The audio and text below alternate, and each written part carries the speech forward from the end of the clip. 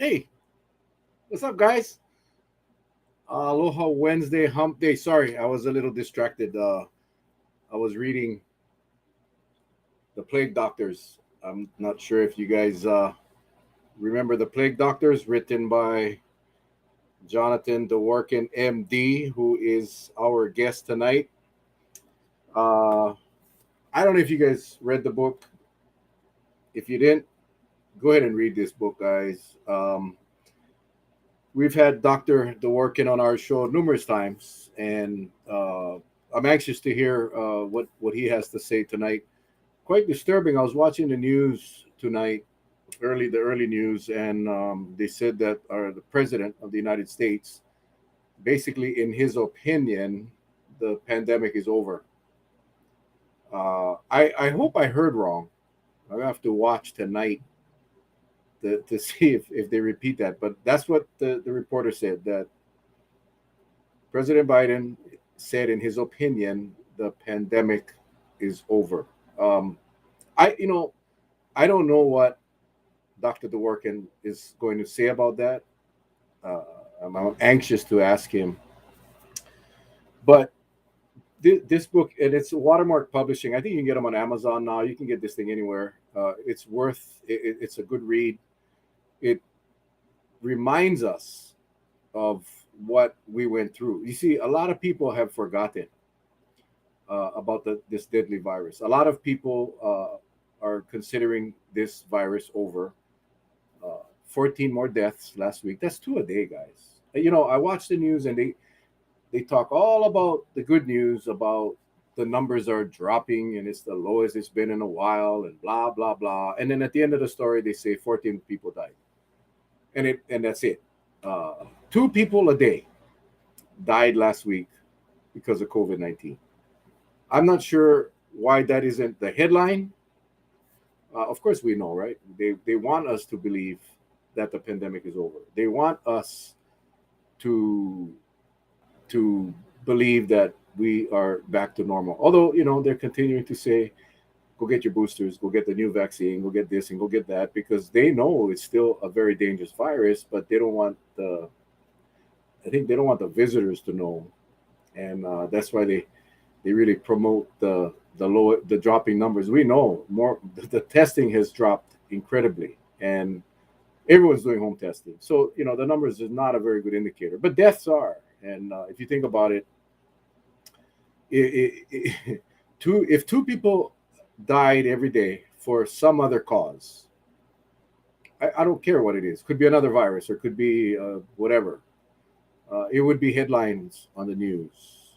Um, but for some reason, the COVID deaths, which again, 14 in the last 7 days, it's not the top story.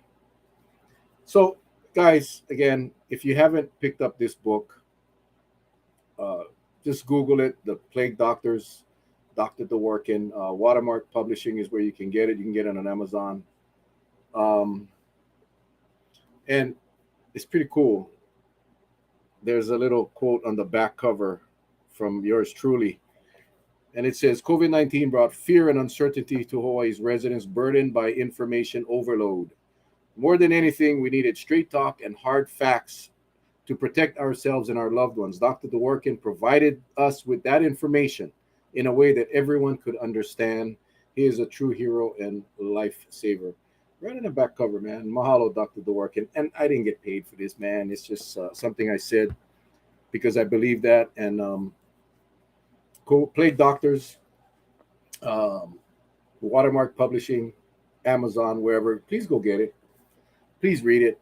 Um, Melissa says she read it 8 times. Yeah, keep you read it over and over, because again, it talks about how it got here, how the response was, how the misinformation happened. He even mentions the Mel and Charlie show in this book, which was was pretty interesting to read.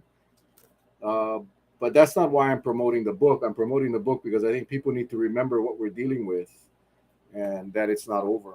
And you know, uh, 2 deaths a day for me is that's headline news, and I think we should be informing the public the real the real story. Lauren's saying this is available as an audio book too. Wow, I didn't know that. Thanks for sharing, Lauren. Um, yeah, my dad said he read it and he learned a lot on Kauai and Hawaii that he didn't know. I think most people don't know.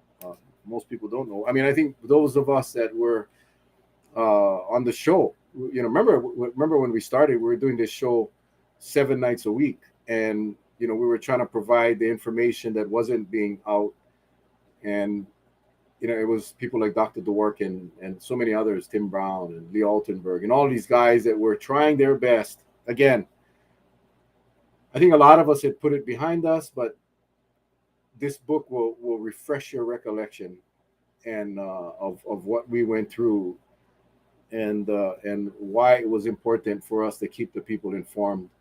So I got Dr. Dworkin in here now, and I'm excited. It's been a while, Doc. It has been a while. How's it going? It's going well because the audio is good, the video is good. That is my biggest fear, man. That is my biggest stress, my anxiety. Every Monday, Wednesday, and Friday, whenever we do this show, that's the I get anxiety if the connection is good because that's so important, so important. So welcome back, Doc. Man, I was just sharing a little bit about your book and letting people know that they need to get the book if they didn't get it already, because we need to be reminded about COVID and the struggles that we had in the last almost 3 years. Yeah, I enjoyed writing it, but I feel like it came out right at the moment when everybody was getting sick of COVID, understandably, and we had just begun mass vaccination. I think it hit the market right after like the Delta wave. So there was a certain amount of fatigue with all topics COVID. And I myself have felt it, I'll be honest with you, but I think the book's going to hold up pretty well because it's a story that was our story as healthcare workers on the ground while it was going on, Well, there were books written about Hurricane Iniki. There were documentaries about Hurricane Iniki, and it came out. And I think it's good for us to be able to reflect on what we all went through. I think a lot of us, in fact, I would bet all of us were suffering from COVID fatigue. And I think right now, and that's kind of where I want to, well, first of all, for those of you that don't know, this is Dr. Jonathan Dworkin. Doc, why don't you give a quick introduction of yourself? We do have viewers on that were not here the last time you were on, and we have some new villagers. So who is Dr. Dworkin? Well, thanks again for having me. I mean, I've been on a bunch of times, but not recently. I'm an infectious disease doc, and when the pandemic hit, I was at Queen's Punch Bowl in Honolulu, and so I was there, during the first wave, and was one of the people that was involved in helping the hospital respond, and later on got involved with a lot of city and county stuff at Honolulu and was part of the city and county response effort. And the other hat I was wearing at that time was I was coming back and forth to the Big Island and working at Queens North Hawaii. And we had just gotten a place over here right before the pandemic hit. So I don't know if I ever told you this, Mel, but like the day we closed on our place over here, everything got locked down. So we like literally couldn't get over to our house, and we got stuck in Honolulu. So I did the whole first wave in Honolulu and then stayed. And then in the middle of the summer, we moved over, and I've done all the rest of COVID over here on the Big Island. So now I'm an infectious disease doc at Queens North Hawaii in Waimea. So, I was like living this and breathing it for about 2 years.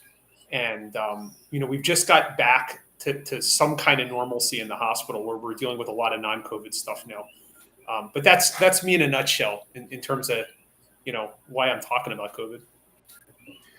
Well, you were a valuable resource, and there were many others as well that were raising the flags. You were offering suggestions, and again, the book explains all of the efforts that you guys did. A lot of what were not seen by the general public, and we had your back, and we were trying to amplify the voices, but back then it was very difficult, and to our states and our counties' defense, there was not a lot known about COVID in the beginning, and everyone was scrambling. I know a lot of people felt that we took too harsh of an action with the lockdowns, and especially here in Kauai, where we had a curfew. But I think at the end of the day, had we not taken those actions, we would have seen a lot more death, a lot more illness, and what? Yeah, Lauren says you're way too humble. I agree.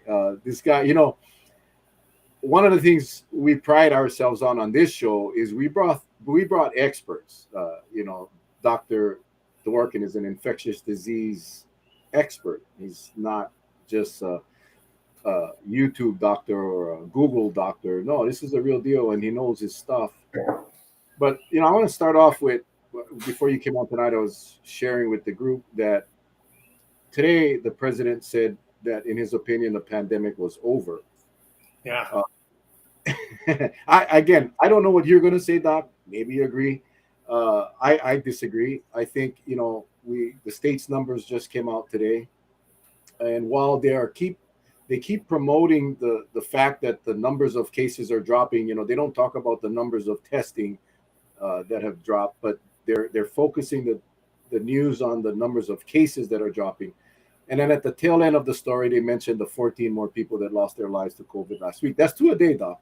So let me just start off asking you, do you believe that the pandemic is over? No, it would be my short answer. To fill that in a little bit, I think there were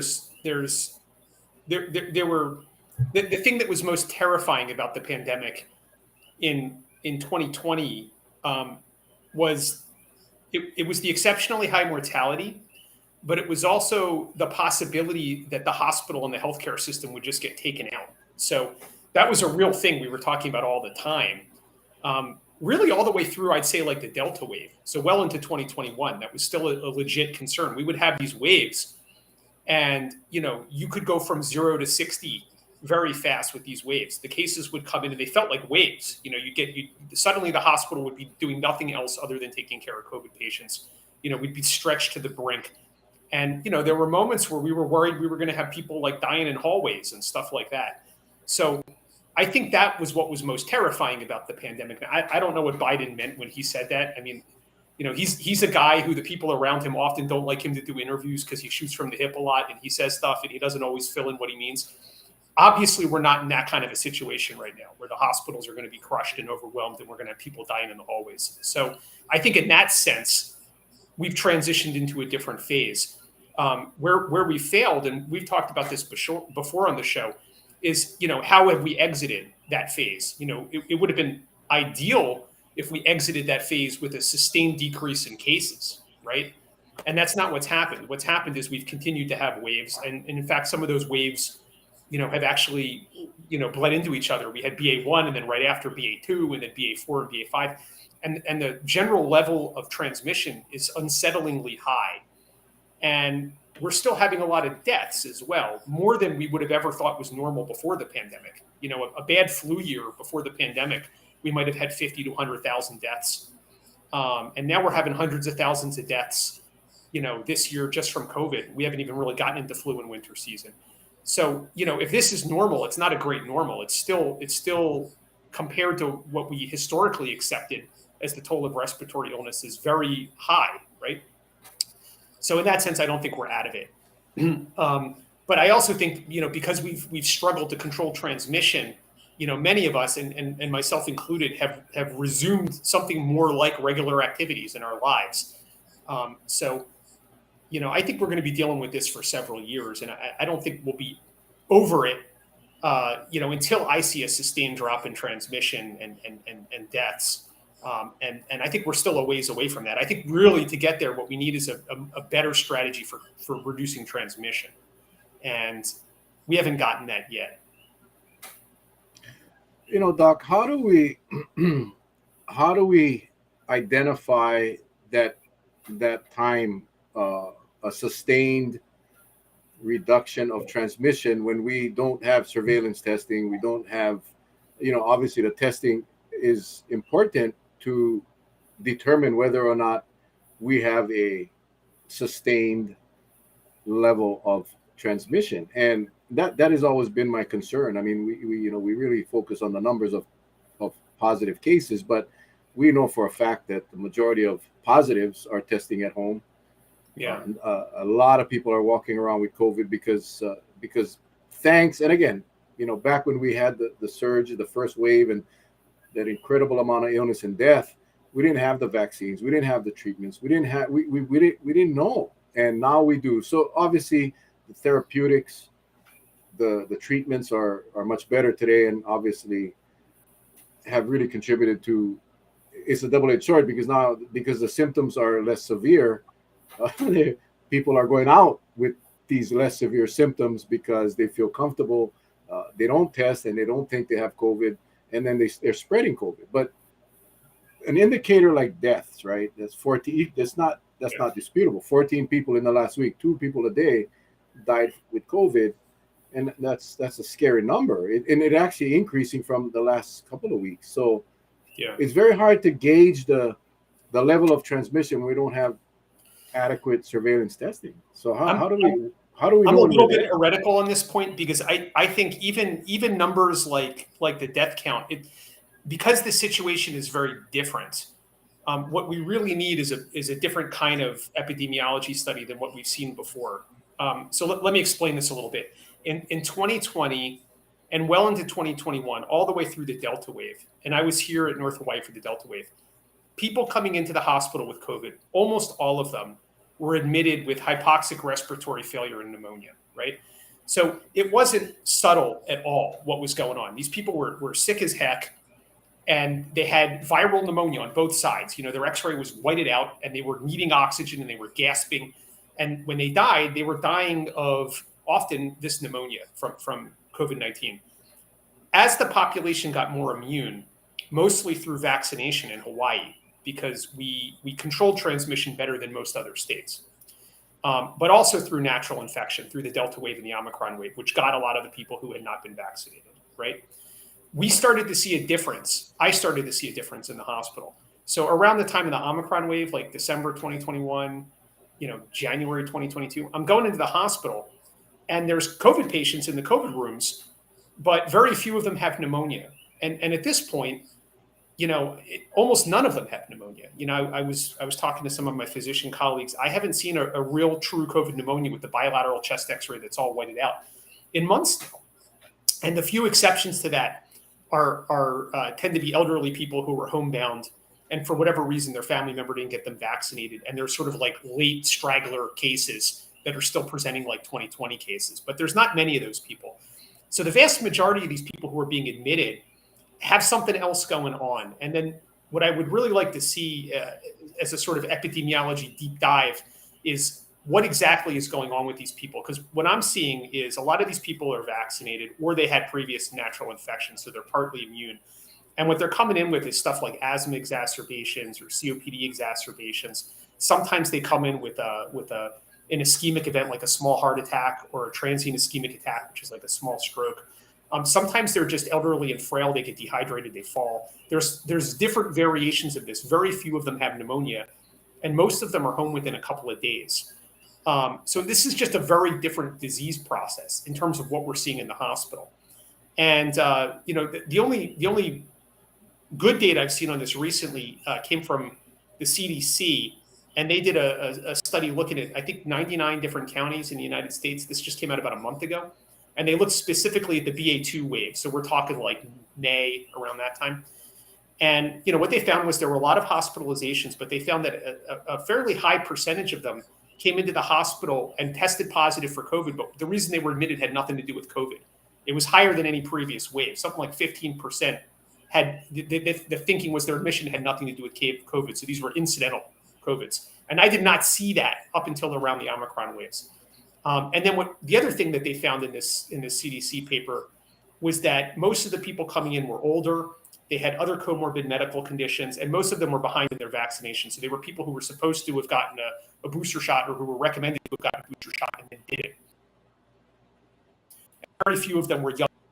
So I think what we're seeing is a change in the disease itself. And instead of these giant waves of pneumonia, like I was seeing early on, what we're seeing now is sort of people who have chronic morbid medical conditions or having exacerbations of those medical conditions when they get COVID.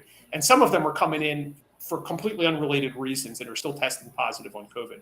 So I think what you have to do now, which is different, and to me, the dividing line is really, Delta wave for us here on the Big Island was the dividing wave. What you have to do now is you have to dig into the data a little bit more carefully and find out what's exactly going on with these people. I think that there's still a significant problem. It's still a big problem, but it's not the same problem that we had before. And even a number like 14 deaths, I want to know exactly what happened with those people. I have no doubt those were COVID related, but what exactly was going on with those people? Who were they? What was their vaccination status? What kind of comorbid medical conditions did they have? Were they able to access early antiviral treatment? Were they able to access monoclonal antibodies as pre-exposure prophylaxis? Because if you do all these things, Mel, you shouldn't be dying of COVID. And one of the things that I think we've done pretty aggressively here in Waimea is, aside from getting everybody up to date with their vaccination status, which we've been very aggressive about. We've also taken the higher risk, more vulnerable immunocompromised population, and we've really tried to get them into care so that they get pre-exposure prophylaxis with monoclonal antibodies, and then they also get early antiviral therapy. So there's 3 different lines of defense, and if you do those things, people do very, very well. So I think it's just shifted, and that's not to say it's not a major problem. I think it's going to be a major and ongoing problem until we change the transmission dynamics of the infection, right? And we could talk about ways that might work, because nobody's going to go back to 2020, right, where we have everything shut down. I think that's not being proposed anymore. Yeah, and I don't think even those of us that supported the aggressive actions by our governments back early on, I think at this point, I think we recognize that lockdowns is probably not the way to go. But what about mask wearing? I'm still concerned about our kids in schools. We know that the ventilation situation in schools are not good. We know that it is an issue. We're not getting the reports like we used to regarding transmission in schools. But what are your thoughts on the mask wearing? I don't know. I just see a lot of people have just said no more masks. What's your thoughts? I'm still wearing a mask. And to get back to your point about what was appropriate in 2020 with the non-pharmaceutical interventions, we talked a little bit about this yesterday, I think, but what people have a hard time wrapping their mind around is that the pandemic has changed at different phases. So what's appropriate in one phase may not be appropriate in another phase. So, I agree. It's probably not appropriate to do lockdowns in 2022, right? But that doesn't mean it wasn't appropriate in April of 2020, right? We had a situation in which we really had no idea what we were dealing with. One, we were still working out the basic biology of the infection. 2, we were looking around and we were seeing other places in the country. I was in Honolulu at that time. I was watching what was going on in places like Bergamo, Italy, and New York City. And they were getting crushed, and they were having mass mortality events, and their hospitals were becoming, war zones, essentially. So it made good sense at that time to be aggressive at controlling transmission. And, places that did not take transmission control seriously prior to the widespread availability of vaccines had much higher mortality rates. That's just a fact. You can look at any number of municipalities. I shared the Florida data with you yesterday. Florida had 3 times our mortality rate, and most of it was early in the pandemic because they didn't do anything to control transmission, right? I only pick on Florida because their governor seems so proud of himself. And I don't see how you can be proud of yourself when your mortality rate's that high. Any definition of success in the pandemic, and I'm willing to accept that there are different definitions of success, but if your definition of success completely ignores mortality, that's ridiculous, right? They had an extremely high mortality rate there, 3 times ours. If we did it that way, we would have had, I think, 2,500 to 3,000 additional deaths in Hawaii, right? So it was completely appropriate, in my view, to do things to control transmission, including things like mask wearing, a post-arrival quarantine. I wanted there to be an option to test out of that. That never happened. Not having bars open before we had vaccination available at the height of the respiratory pandemic. These were smart things. They might not have been popular things, but the alternative was thousands of additional deaths. And I think it was the right thing to do. What's the right thing to do now? That's a completely different question because, like I said, the epidemiology of the disease is different. The kinds of clinical presentations we're seeing are different. The threat to the hospital is different. And I think smart, well-intentioned people can disagree about what's the right thing to do now. I still wear a mask whenever I'm in a public, crowded place. I'm not so enamored with getting COVID. I don't think it's so benign that I want to take the risk of getting long COVID or some other complication. So I'm still wearing a mask. But I did notice that we had a mask mandate in effect during the Delta wave and during the Omicron wave. So technically there was a mask mandate in effect. And what I saw in the hospital was a lot of people coming in with COVID who obviously mask mandate. So, telling people to do something doesn't mean that they're going to do it. And at a certain point, if you keep telling people to do something, they tune you out. And we're seeing that all over the world, right? So I don't know what the right answer is there. I would like to see more mask wearing in indoor spaces. It's what I encourage my family members to do. But I understand we're also not in 2020. And my willingness to tell other people what to do when we're no longer in a situation where the hospital's getting crushed, I think has gone down a bit. I don't know if that makes sense. No, it makes a lot of sense, and I agree with you. I mean, I think, till today, I get criticized because of my support for our mayor's aggressive actions. I back him up till today. I love your mayor. He's like the heroes in my book. Yeah. Yeah. He was the only one that had the grapes to withstand the public pressure, and that's why we had extreme success. I think look at Kauai's model, and it's not a coincidence that we had the lowest numbers of cases and the lowest numbers of deaths, because we had that additional transmission controls in place. We had the resort bubbles long after everyone lifted all the quarantine requirements. We still had resort bubbles. So yeah, people complain, but I think that saved a ton of people's lives here on Kauai. I mean, I think Kauai has anything, Kauai in particular, has nothing to apologize for controlling the disease before vaccines became widely available. And there's this talking point that I hear repeated. I mean, I've heard it from the Florida governor a number of times, but people go around mindlessly repeating it, how great Florida did. They did not do well. Look up their mortality. They did not do well. It's just a fact. And you can talk about freedom, which sounds really nice, but I think it's just a way of concealing a completely terrible idea about the transmission in those places. Much higher mortality rates than places that put in place some non-pharmaceutical interventions. And I think once you have 80 or 90% of your population immune through vaccination, then the difference becomes less pronounced, right? And the other thing we saw was that the virus itself changed, right? So it became more transmissible. It began evading immunity. And even places that had really aggressive non-pharmaceutical interventions, places like Hong Kong, still had big waves, right? Once you got into 2021, 2022. So I think the situation changes over time, and we just have to try to deal with the reality that we're confronted with. But in 2020, as the ID doc for Queen's Punch Bowl, I was very into anything that would block transmission, because looking around the world, the clear message, the clear take home was, if you want to lower mortality, if you want to keep people alive, if you want to stop your hospital from being overwhelmed and becoming like a film set in a zombie movie, then you need to interrupt transmission. And I'm very grateful that Hawaii took that seriously. I wish the other islands had done more like what Kauai did. And I correct me if I'm wrong, but I think Kawakami, when he finally backed off, it was after the vaccination program was sort of in full steam. And then sure enough, there was a big wave, but it wasn't as damaging as it would have been if he had done that 6 months earlier. Absolutely. I mean, I think the vaccinations, no doubt, and there's still a lot of people that are debating the effectiveness of vaccines. The state has moved. They are promoting the vaccines, the new vaccines, and would love to hear your thoughts on. We're still at about the same level at 70 some odd % vaccination rate. So it doesn't seem like a lot more people went and got vaccinated, the initial series.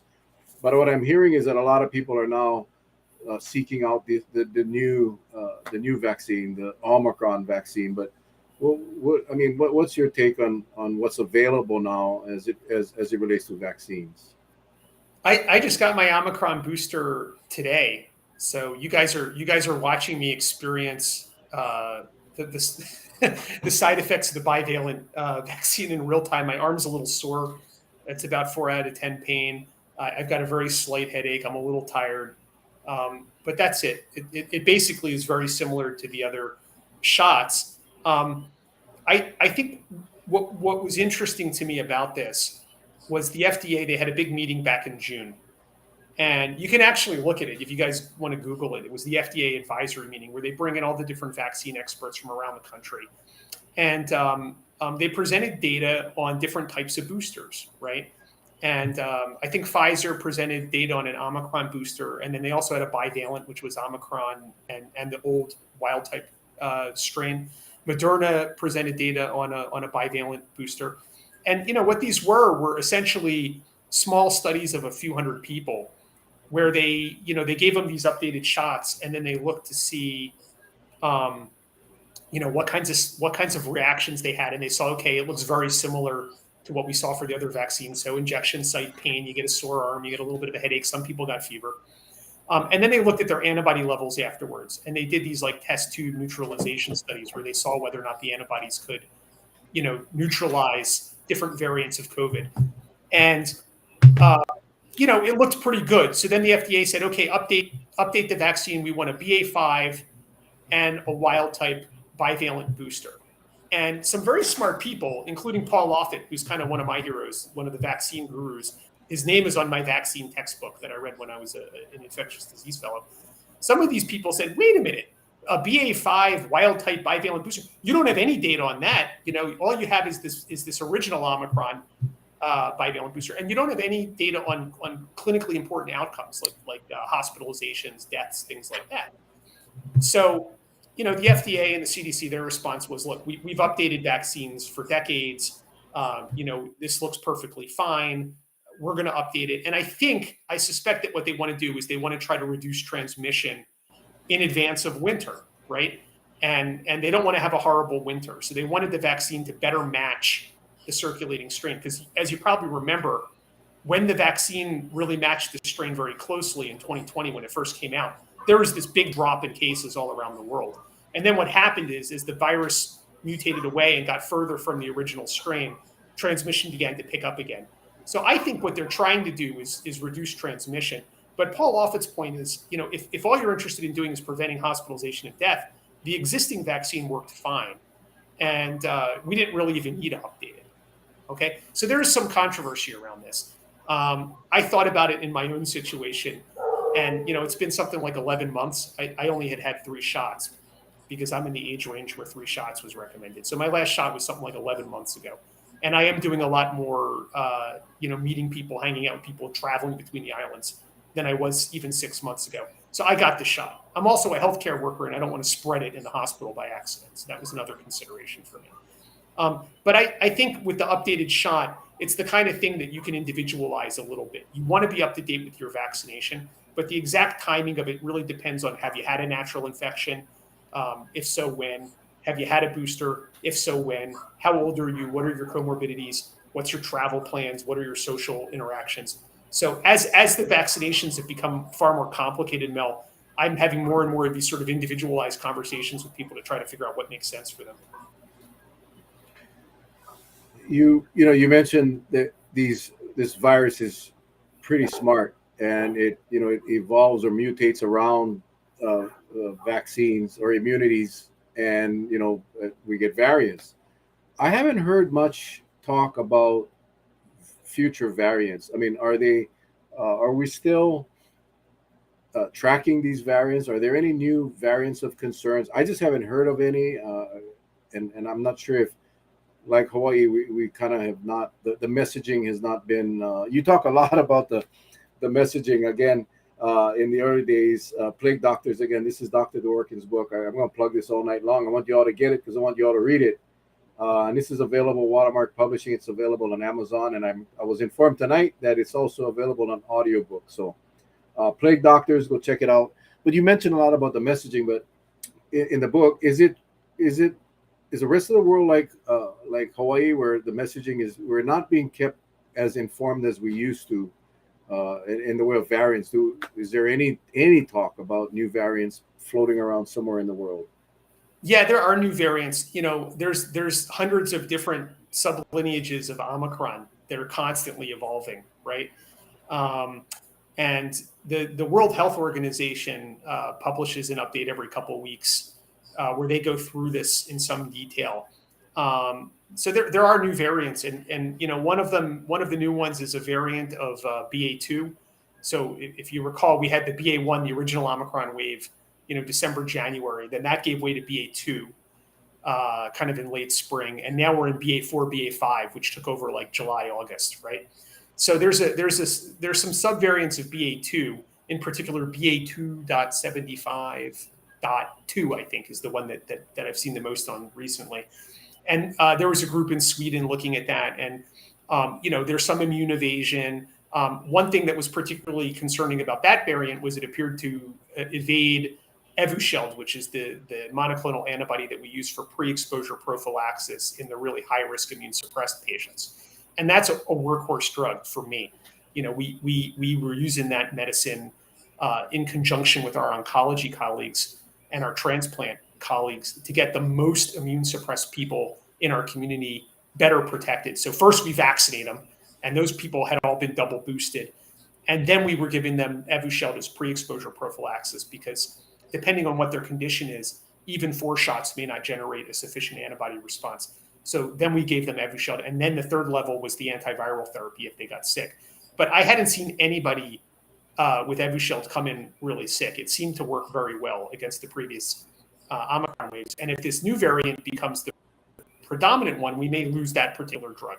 Would put us back on the defensive a little bit, and we'd be scrambling to find something else. So I don't think we're done with variants. I think it's going to continue to evolve, and we may not be hearing as much about them because there's not as much play-by-play coverage in the media as there was a year ago. But that doesn't mean the thing isn't evolving. It's evolving. It's a virus. It's doing what viruses do. So we're going to have to continue doing this. But what I'm hoping is that our tools continue to get better, and we're not really completely reliant on one tool like we were at the very beginning of the pandemic. At the very beginning of the pandemic, the only tool we had was the non-pharmaceutical interventions. That's why it made sense to use that tool, right? But now we've got several tools, and we may lose 1 or 2 even if a particularly nasty variant evolves, and then we'll have to scramble. Yeah, it seemed like we were always in scramble mode because these variants would occur quicker than we could prepare for them. So it seems like we're at a lull now in variant production that our experts can actually put a game plan together so we can anticipate some of these things. That's kind of scary though if it evades Evusheld or however you say it, because from what I understand, it's a really powerful and good drug. So that's a good thing. If you use it, and again, this gets back to who are those 14 deaths, and I gotta wonder, are these people accessing what's available? What's going on with those cases? And I know that Queens is working on epidemiology to look at the cases that have come in during the different waves. I really want to drill down on the deaths and find out exactly what's going on, because I am certain, just based on my anecdotal experience, that what we're seeing now with deaths is different than what we saw a year or 2 ago. And I think a lot of it now might have to do with lack of access. People coming in who should have gotten Evusheld and didn't get it, or who should have gotten early antiviral therapy and didn't get it. And different jurisdictions have different levels of ease in getting things. We've tried to make things really easy in Waimea, but we're a small place. And I've had a lot of people contact me from elsewhere in the state telling me that they've had a hard time getting treated or getting monoclonal antibodies. So I think that's still an issue. The other thing that happened is because funding is running out for pandemic, these monoclonals are no longer free. So, one of the monoclonals that we're using for early antiviral treatment, this drug called bebtelovimab, which we used a lot in the last 6 months, it now costs the hospital over $2,000 a dose to get it, because it's no longer being supplied, for free through these government pandemic support programs. So, what that does is it forces the hospital to go out and purchase it. And then the hospital has to try to shake down the insurance company to get them to reimburse it. So it creates this whole extra level of sort of, American healthcare paperwork to get the infusion. So I'm worried that stuff like that is going to screw us up. Even as we gain technically the ability to manage this, we can still fall on our face because of our institutional structure, our politics, our unwillingness to just sort of do common sense things to make sure that people can access therapy if they need it. Yeah, it's always been a problem. And again, it doesn't matter what tool you have in a toolbox. If you're not using the tool, then you're not going to get the good results. One of our viewers asking about Novavax. Are there any dangers in taking Novavax for people who had the mRNA vaccinations? So my understanding with Novavax, this one is has been approved as a primary series. So, and it's a different technology than the mRNA vaccines. A lot of us were excited about this because there was early data on Novavax that looked really good in terms of efficacy. And then it just took them forever to get the thing approved. And part of the reason why is because it was a small company. And I think they had issues with manufacturing. They had outsourced manufacturing. Anyways, it finally got approved. And it is, a protein subunit vaccine. So it does not use mRNA. And it's more similar to older, more traditional vaccines that are protein vaccines. So for people who are particularly concerned about the mRNA vaccine technology, this ought to be reassuring. It's an older technology, and it's one we have a lot of experience with, and the efficacy looks to be really good on it. But they only approved it as a primary series, and it's a 2-shot primary series. And then the current recommendation is to boost with one of these updated bivalent mRNA vaccines. This may change.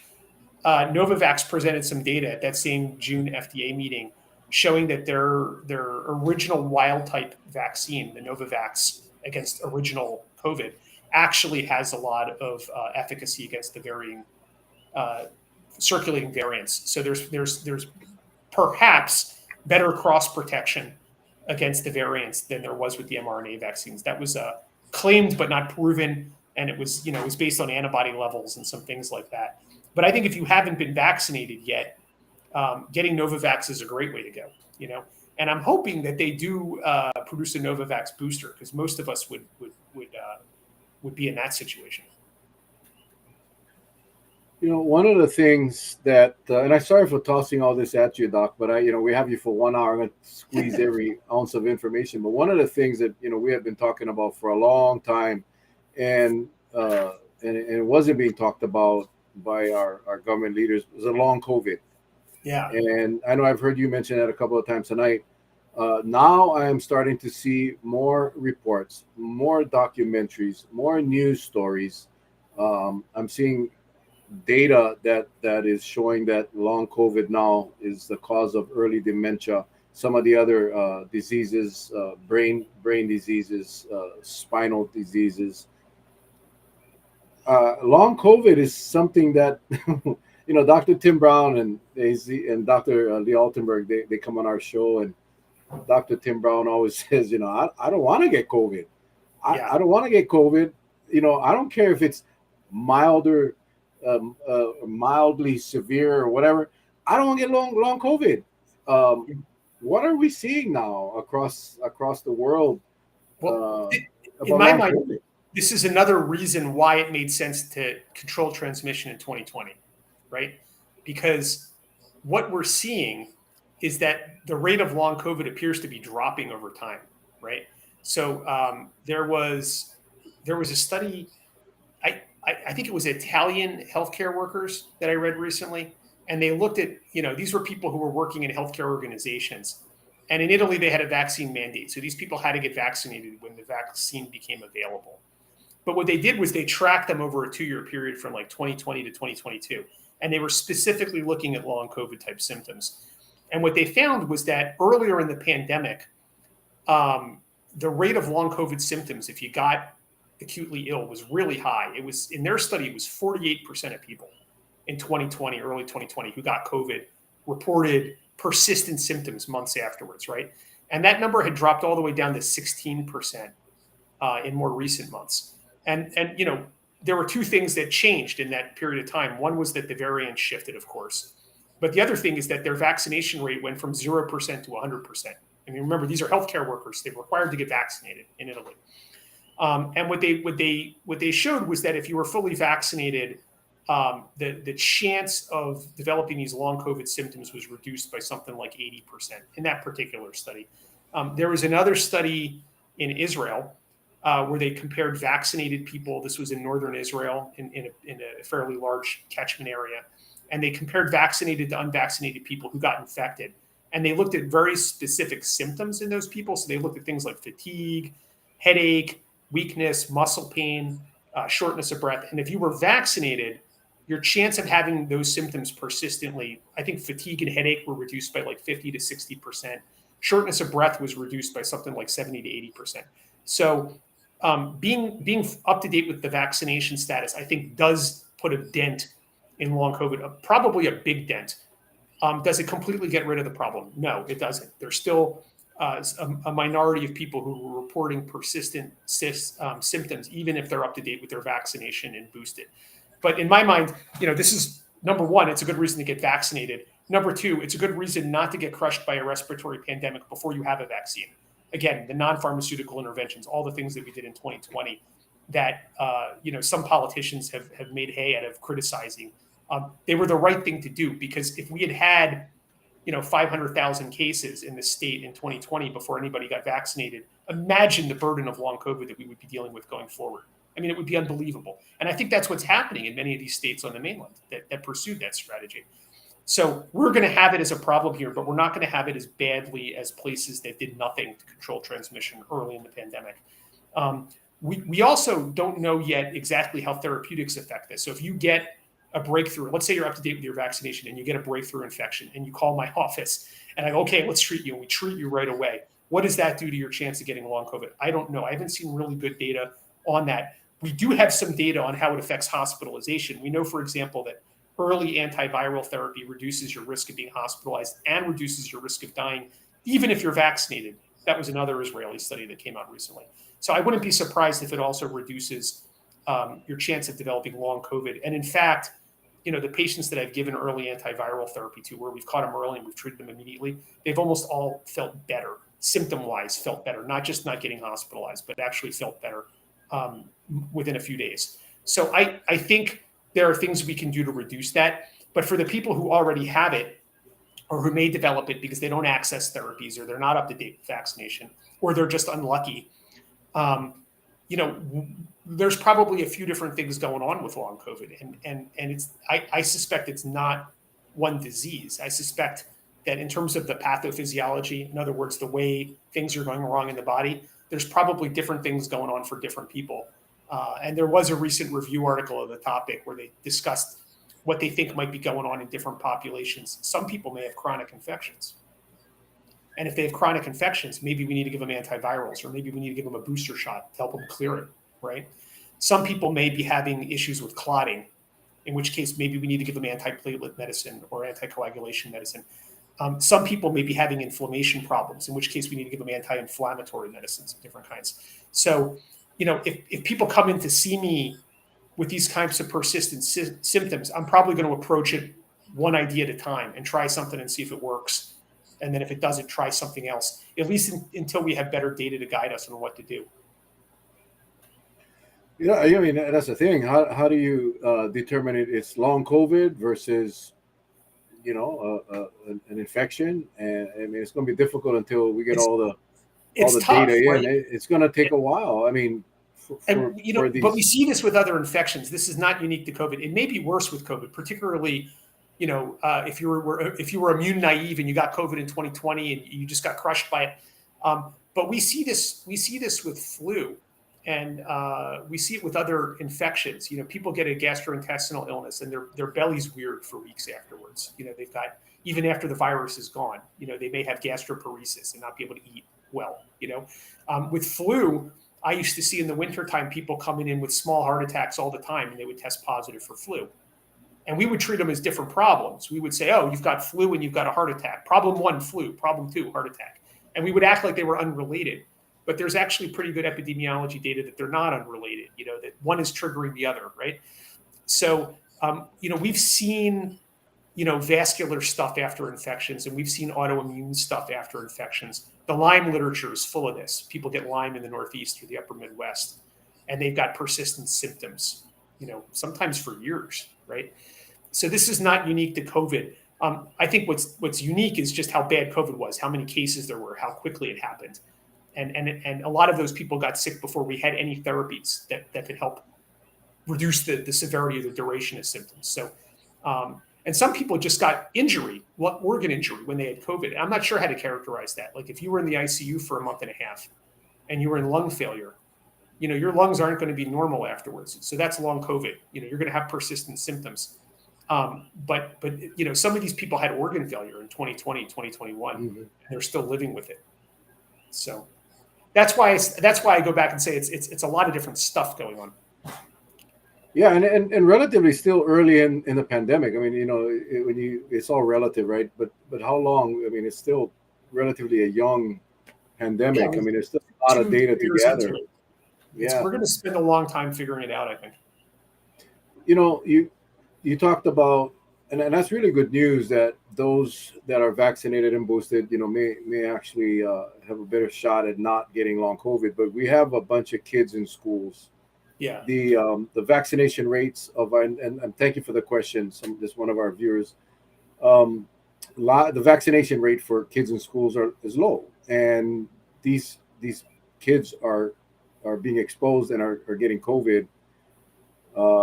What's the future for them not vaccinated? I think it's we don't know. You're literally rolling the dice with these kids and their long-term outcomes. I mean, my kids are vaccinated. My kids are vaccinated, and I was particularly concerned about this multi-system inflammatory syndrome, which was described in kids. And in my way of thinking, that was actually the best reason to vaccinate kids. The mortality rate of COVID in children has always been low, thank God. But the rate of this multi-system inflammatory syndrome was not especially low. It was, in some of the studies I saw, as much as 1 in 1,000 or 1 in 2,000. And, what we think this is a kind of immune reaction to COVID-19 that becomes dysregulated and that can cause, multi-organ dysfunction in kids, right? And so essentially, an autoimmune reaction to the viral infection.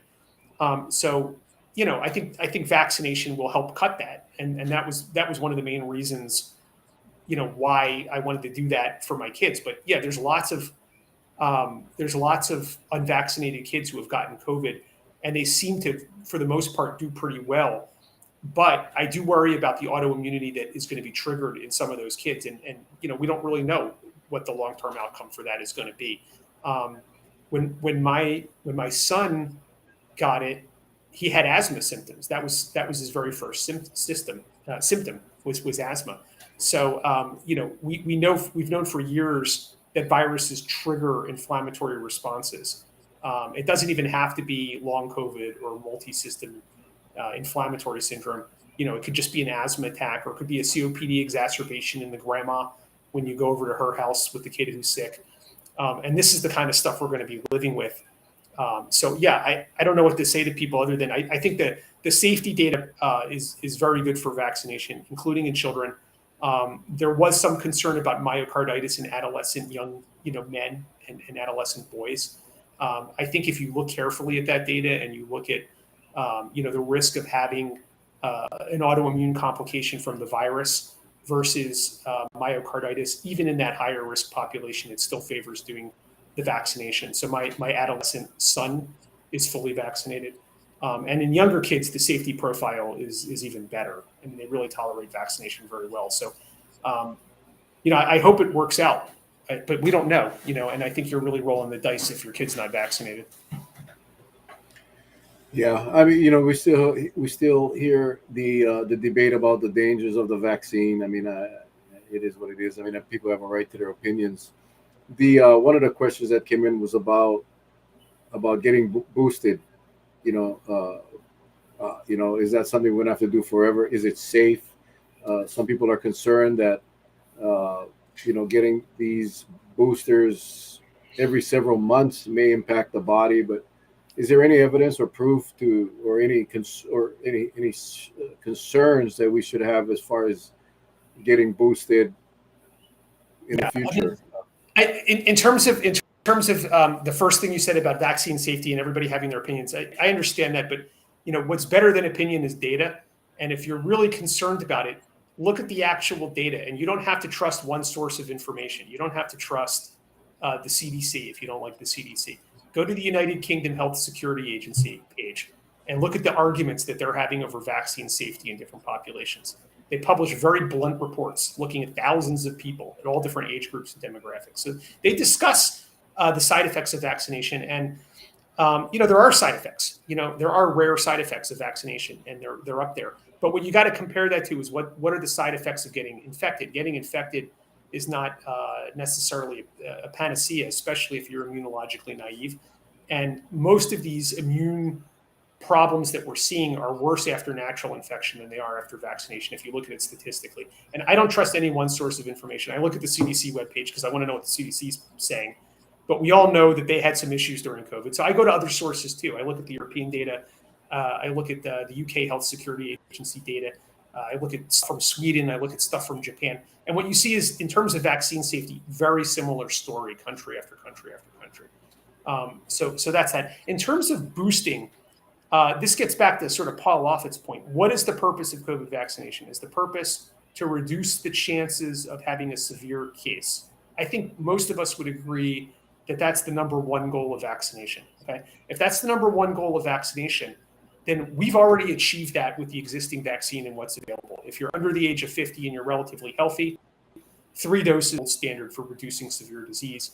If you're over the age of 50 and you have chronic comorbid medical conditions, it's going to be 4 doses, right?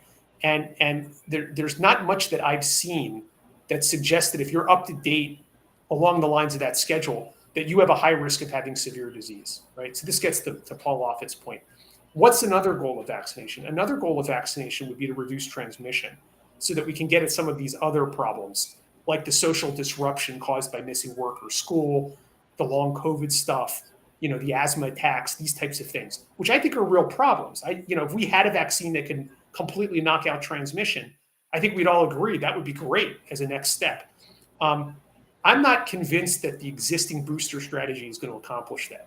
What I really am interested in is something that kind of changes the rules of the game a little bit. And I think, a nasal vaccine, might be a way of doing that. There was, recent studies looking at immunity in the nose as opposed to immunity in the blood. And if you have a different type of immunoglobulin A in your nasal mucosa, you're much better protected against mild breakthrough infection than if you just have antibody levels in the blood. The antibody levels in the blood from the existing vaccines are very good at protecting you from pneumonia, but they're not as good, particularly once you're a few months out from the shot. They're not as good at protecting you from that mild breakthrough infection. So I would really like to see a disruptive technology that allows us to give people like nasal mucosal immunity and knock down transmission. I don't think we're going to get that with the existing booster shots. And for that reason, I think, people who feel skeptical about getting constant booster shots, I don't blame them for that. I'm skeptical of it too. I don't want to be doing it every 6 months. I was 11 months out. I got my booster shot because I'm about to do inter-island travel. And for me, it was a bit of a gray area, but I decided to do it. I already feel like I was protected well against severe disease with those 3 shots. But I'm interested in having at least some temporary protection against transmission because I know I have upcoming risks related to travel. But I don't think that this is a permanent solution to the problem. I think, maybe once a year, hopefully not even that often, maybe once every 2 or 3 years to protect people against severe disease. Is that a question just popped up? Is that nasal vaccine, is that live? I'm assuming she's asking if it's the. They're all studied. They're all being studied. They're not available yet. There's clinical trials going on with nasal shot. But wouldn't it be cool to just do a nasal spray for your booster? Instead of getting an intramuscular shot. I really think we need to take this much more seriously because I share the concern about the boosting every 6 months. I'm not worried that I'm going to get super sick from it, but I just think it's unsustainable, to get people in for shots that often. And, there are some theoretical concerns about it. What if you train the immune system to go down one pathway and then a new variant comes along? It may not react as well to the update. Ideally, you want something that works a little bit better in the local real estate of the nose, which is how this thing gets into our bodies. And you want to rely on the long-term memory protection from the original series. So in my ideal world, we would get a primary series intramuscular shots to protect us from pneumonia and to produce sort of long-term immune memory. But then we would get periodic updates, hopefully with a nasal spray, just to knock down transmission. so that we could all be a little bit more normal in our day-to-day lives, right? The only one that I'm aware of that's been licensed was in China, and my understanding is I think they took one of the inactivated Chinese vaccines that they had already licensed, and I don't know what they did. They suspended it in saline, they put it in a nasal spray, and they made it available as like a spritzer, and then they said, okay, here's your nasal vaccine. We'll see how that goes. I think the American approach is going to be a lot slower and a lot more, what's the data? How are you measuring the immune response? I suspect we're still a year or two away from that. But I would really like to see them accelerate it. Instead of Biden talking about how the pandemic is over, I would like to hear him talking about how he's going to get us a nasal vaccine within 12 months so that we can be more normal. I think that would be a more helpful kind of comment. And I don't get the sense that it's a really high priority item for them. But it would, I think, do more than anything else at this point to kind of change the dynamic that we seem to be stuck in. Yeah. I think it's a pretty irresponsible comment, really, if you ask me. But then again, who am I? He's the president. I still see a lot of people with COVID. And again, without the data on as you suggested for the deaths and what were these patients going through? Did they get the treatments? I mean, I think it's important data, and I really hope that someone is looking into that. I did hear the state. I can't remember if it was the DOH spokesman or Dr. Char herself when they were announcing the new vaccine, that they said it prevents. It was Dr. Char, that it prevents transmission. I haven't seen any data that says this prevents transmission. I remember being told that about the first vaccine. Promising, and both medical professionals as well as political elected officials telling us that if you get the vaccine, you cannot catch this, you cannot spread this, which obviously wasn't true. How true is it that this new vaccine, this bivalent or whatever, it's the new one, we don't even know yet if it actually stops transmission, do we? So the original vaccine, when it came out, at least the first few months, dramatically reduced transmission. I don't know if you remember, but in early 2021, as we were rolling that out, Israel was the first country that got a very high level of vaccination. The UK and the United States were pretty close behind, and the wave at that time was the alpha wave, got absolutely crushed by that vaccination program. So the question is, well, what happened? And I think two things happened. One was, as you get further away from the shot, as you get 3 months, 4 months, 6 months out, the antibody level that's circulating in your blood begins to go down. You're still protected against severe disease. You still have memory B cells and memory T cells. If you're challenged with an infection, you're going to respond quicker, and you're not going to get bad pneumonia. But your ability to block transmission drops as you get further out from the shot. That was something that wasn't totally clear when it first came out. And I remember, I think we did a show around that time, and I think I said something like duration of protection is one of the open questions. Well, now we know the duration of protection is not as good as we were hoping. It was about 3 months to 4 months, right? And then the other thing that has to be there for the intramuscular shot to block transmission, it should match the circulating strain. So that gets to your question about the updated booster. I would expect, if there's high uptake with these bivalent booster shots, we probably will see some reduction in transmission, because it matches the current circulating strain, right?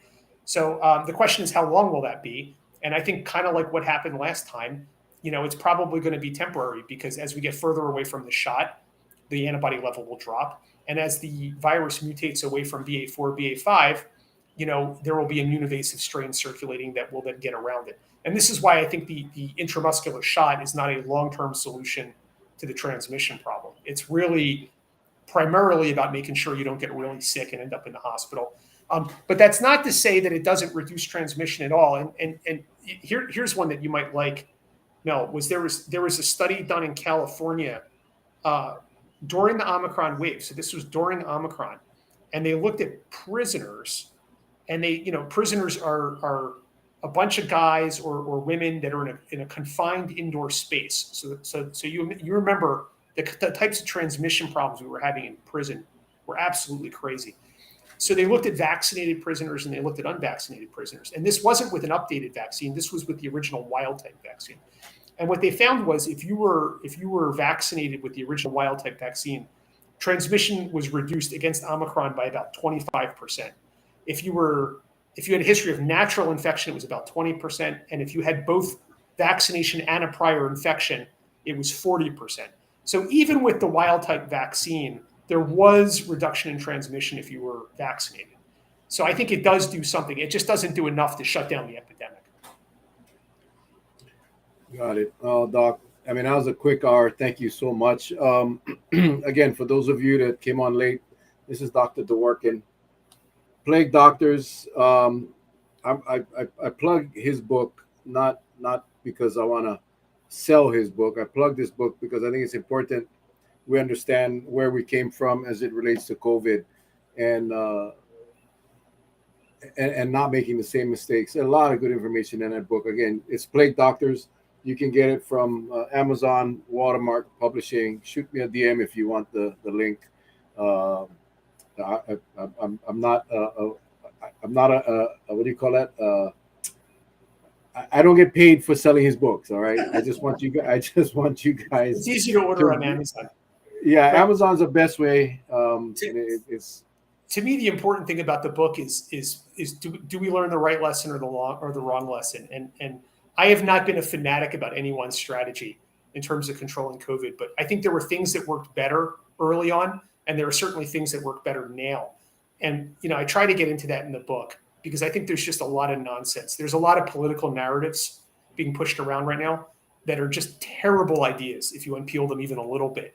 And I want people to be sort of immune against that. I want people to understand that there were some things that we did really well here early in the pandemic. There's also a lot of stories in the book just about, the basic day-to-day heroism of nurses on these units that I think, are important for us to understand. I mean, people talk about respecting healthcare workers. One way to respect healthcare workers is to support them in their jobs, whether they're medical assistants, docs, nurses, PSRs. And we live in a state that did a pretty good job of that compared to a lot of other places. So I think that's also an important message from my book. Yeah, it's just end the stories. I mean, it's a lot of information, and yes, I'm not an affiliate. Somebody corrected me. Thank you for I'm not an affiliate. I guess the last question is are we expecting a second book? Oh man, the parts of the book that people really liked that I've talked to people. I mean, I get into like the policy on the state side, which I was involved in some of those conversations. So some of the book is about the decision making in Hawaii, but the parts of the book that people really like are just sort of the blood and guts medical stories from the hospital. The autobiographical parts where I talk about being scared and not having PPE and stuff like that. So if I ever do another book, I'm going to give the people what they want, Mel. It's going to be blood.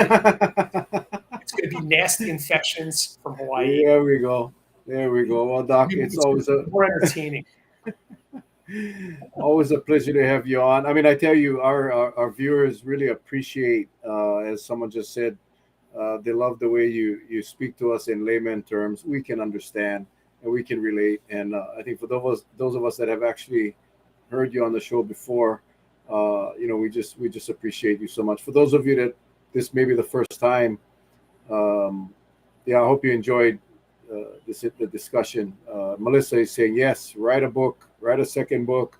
Write a book on leptospirosis. This is the comments are cute. Well, yeah, guys, go check it out. Plague Doctors. Doc, again, thank you so much for sharing your time. I know you just got the booster. Your arm's sore. You're tired. You can see I'm a little flushed. Yeah. No, man, you look good. You got you're looking good, man. It's always an honor to be on. As always, thanks, Mel, for having me. Yeah, I hate bothering these doctors because they're so busy. But I just felt it was time that we had a dose of Dworkin, and you did not disappoint. So thank you again, Doc. Please share mahalos to your family for sharing with us tonight for an hour. To the village, as always, thank you so much, guys. Be safe. I hope you guys got some good content tonight. We appreciate you guys tuning in. We love you guys. God bless. Stay safe. We'll see you guys later.